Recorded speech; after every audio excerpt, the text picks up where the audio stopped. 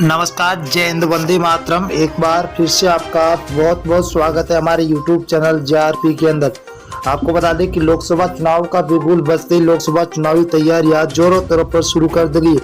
वही आपको बता दें कि अब की बार एनडीए को इंडिया अलायंस की ओर से कड़ी टक्कर देखने को मिल सकती है। सूत्रों से हवालों से खबर आ रही है कि अब की बार लोकसभा चुनाव के अंदर बीजेपी और कांग्रेस महागठबंधन के बीच में कड़ी टक्कर देखने को मिलेगी। तो वही अगर देखा जाए तो बीजेपी की ओर से भी दावा किया जा रहा है कि वो 300 प्लस सीटों के साथ अपनी सरकार बनाने का दावा पेश किया। तो अगर सी वोटर सर्वे, फलोदी सट्टा बाजार और एबीपी न्यूज सर्वे की बात करें तो लोकसभा चुनाव से पहले ही सबसे बड़ा ओपिनियन पोल सर्वे जारी हो चुका।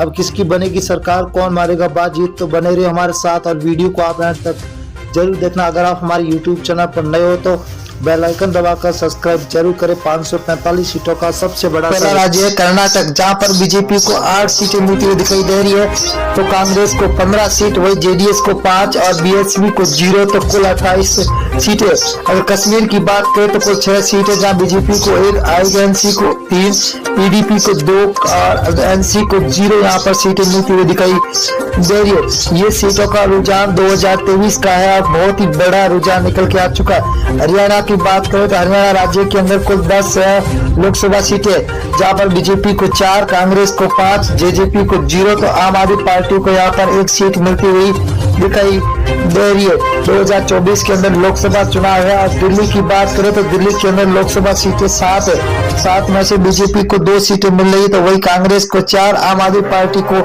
1 सीट मिल रही है, तो बीएसपी को यहाँ पर 0 सीट मिलती हुई दिखाई दे रही है। तो अदर के खाते में 0 जा रही है। अगर हम पंजाब राज्य की बात करें तो 13 लोकसभा सीट है, जहाँ बीजेपी को 1 सीट मिल रही है, वही कांग्रेस को 2 सीटें मिल रही है, तो आम आदमी पार्टी के खाते में 9 सीटें जा रही है और एसएडी को 0 सीट मिलती हुई दिखाई दे रही है। अगला राज्य है जहाँ पर मेघालय राज्य, मेघालय के अंदर 29 विधानसभा सीट है, जिनमें से बीजेपी को 12 सीट मिल रही है, तो कांग्रेस को 15, वही एसपी को 0, तो बीएसपी के खाते में 2 सीटें जाती हुई दिखाई दे रही है।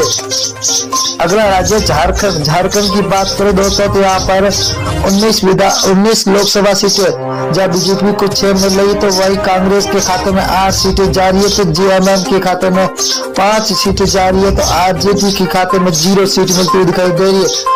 आंध्र प्रदेश राज्य की बात करें तो यहाँ पर लोकसभा सीटें 25 है, 25 में से बीजेपी को 8, वही कांग्रेस को 4, तो वाईआरएस को 10 और टीडीपी को 3 सीटें मिलती हुई दिखाई दे रही है, तो अदर के खाते में 0 सीट मिलती हुई दिखाई दे रही है। उड़ीसा की बात करें तो उड़ीसा के अंदर लोकसभा सीटें 21 है, 21 में से बीजेपी को 6 सीट, वही कांग्रेस को 9, बीजेडी को 6 सीट और एनसी को 0 सीट मिलती हुई दिखाई दे रही है। बहुत ही तगड़ा महाओपिनियन पोल निकल के आ चुका है। तमिलनाडु की बात करें तो यहाँ पर कुल 39 लोकसभा सीट है, जहाँ बीजेपी को 4, तो कांग्रेस को 5, डीएमके को 15, एएलए को 15 सीटें मिलती हुई दिखाई दे रही है, तो 0 खाते में जा रही है अदर के।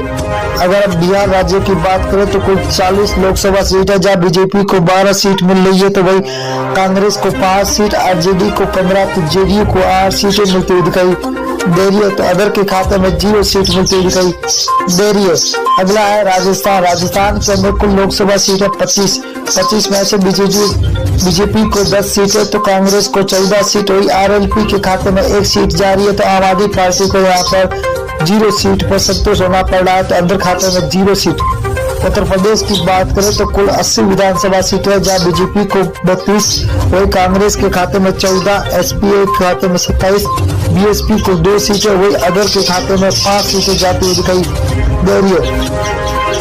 अगला राज्य है उत्तराखंड, उत्तराखंड के अंदर 5 लोकसभा सीटें, जिनमें से बीजेपी को 3 सीट, वही आईएनसी को 2, तो बीएसपी को 0, आम आदमी पार्टी के खाते में 0 सीट मिलती हुई दिखाई दे रही है, तो यहाँ पर अदर के खाते में अभी 0 सीट जाती हुई दिखाई दे रही है। पश्चिम बंगाल की बात करें तो कुल लोकसभा सीटें 42 है, 42 में से 17 बीजेपी के खाते में जाते हुए दिखाई दे रही है, तो वही आईएनसी को 0 सीट है, तो टीएमसी को 25 सीट है, सीपीआईएम को 00 सीट मिलती हुई दिखाई दे रही है। आंध्र प्रदेश की बात करें तो आंध्र प्रदेश के अंदर लोकसभा सीटें 2 है, जहां पर बीजेपी को 1 सीट मिल रही है, तो यहाँ पर कांग्रेस को खाते में 1, एसपी को 0, तो बीएसपी के खाते में भी 0 सीट जाती हुई दिखाई दे रही है, तो अदर के खाते में 0। अगर हम मेघालय की बात करें तो मेघालय के अंदर लोकसभा सीटें 2 है। 2 में से बीजेपी के खाते में 0 सीट, 1 सीट जा रही है, तो वही कांग्रेस को 1 सीट मिल रही है। तो एसपी को 0, तो बीएसपी के खाते में भी 0 सीट जाती हुई दिखाई दे रही है। अगला राज्य है जहाँ लक्षद्वीप है। लक्षद्वीप के अंदर लोकसभा सीट 1 है, वही 1 कांग्रेस के खाते में जाते हुए दिखाई दे रही है। तो बीजेपी को यहाँ पर 0, एसपी और बीएसपी के खाते में भी 0 सीट जाती हुई दिखाई दे रही है।